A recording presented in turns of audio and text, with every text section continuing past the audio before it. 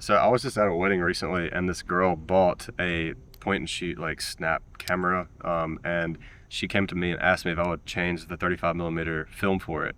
And lo and behold, she flew all the way to this wedding and she forgot her film. And to be honest with you, this right here is like a snapshot kind of film experience. That's what it feels like, because you can't change the aperture at all, and the photos from it do have a vintage look for it. So if you're looking for a different, unique type of look and you don't want to have to deal with film, this is going to be a great option for you. All right, so this is the 28 millimeter 4.5 non-variable lens. So it stays at 4.5 all the time, and it's for full frame cameras. I have it on the Nikon Z, although it is available in other mounts.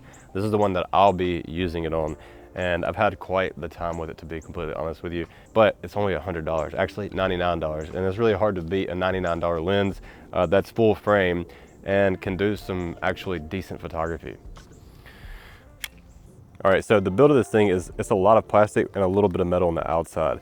One thing I do really like is that it doesn't have a lens cap, but instead it has this nice little folding mechanism here. And that's really cool to me that you can just do that. It's just fun. To me, this creates it to be a complete body cap for your camera, and it becomes like the most expensive body cap that you can buy. And I really like that about this lens. Another thing is that it does have a USB-C, so you can do firmware updates as well. And it does have a firmware update right now that I should do for the autofocus performance. So it does have contacts, and the Lightroom already knows about this lens, so you can fix all of the adjustments within Lightroom. So it's kind of like a fidget spinner. I can't stop messing with it. So as far as the image quality goes, it's not bad for less than $100. I mean, it has a little bit of vignetting and a little swirl to it. But in my opinion, for what you're getting for $100 or less than $100, technically speaking, it's really not that bad. It is sharp in the center, and it has some color casting a little bit, so it's not like truly accurate to what your camera wants to see, and most lenses would. So it's a little bit of an adjustment within Lightroom or whatever software you're using. It does have like this cool bloom to it that I honestly like, so it takes a little bit of contrast away. It looks like you're kind of using a diffused filter on a lens whenever you're shooting with this thing, especially with the sun at the back. But whenever you're shooting with something in direct sunlight or with a flash, the contrast is coming back and it looks pretty good in my opinion, especially for what it is. It's just really fun to use, honestly. And like having something like this on like the ZF or the Z6 III is gonna be a lot more compact, just kind of easy to use. It's like I'm shooting back towards the sun this way, and you see there's a little haze, but when I go back this way, all the contrast comes back into the image and it actually looks pretty great. It's just so tiny. It looks like you can't take me seriously with this.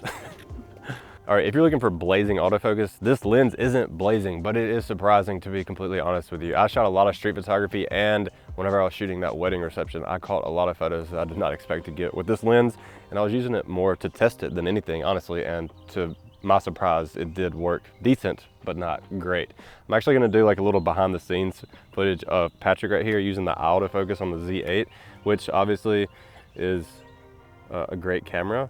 And this lens doesn't make any noise, but if you're somebody that travels and wants something small, then this is gonna be really nice to have if you do need to catch video snippets, because it's doing really good right now. Look out this way. Very overexposed on my part. Hold on a second. I really hope you guys enjoy these photos I'm showing you, from street photography to wedding receptions and just daily life stuff. I think this is what this lens is really gonna be good at, is the daily life stuff and street photography. The reception and wedding stuff that I did with it was just to test the lens, and I kind of had a break. So I was just seeing what it would look like on a second body. But all the stuff that you're seeing right now is shot with this 28mm 4.5 by Viltrox.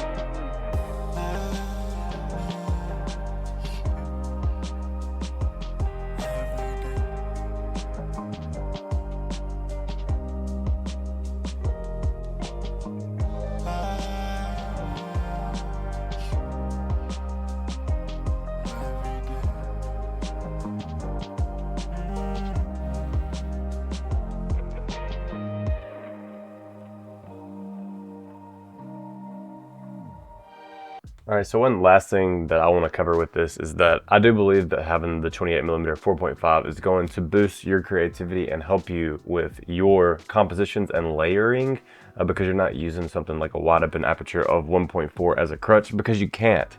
And it does force you to be more creative with your compositions. And I think that's a very powerful tool in your camera bag.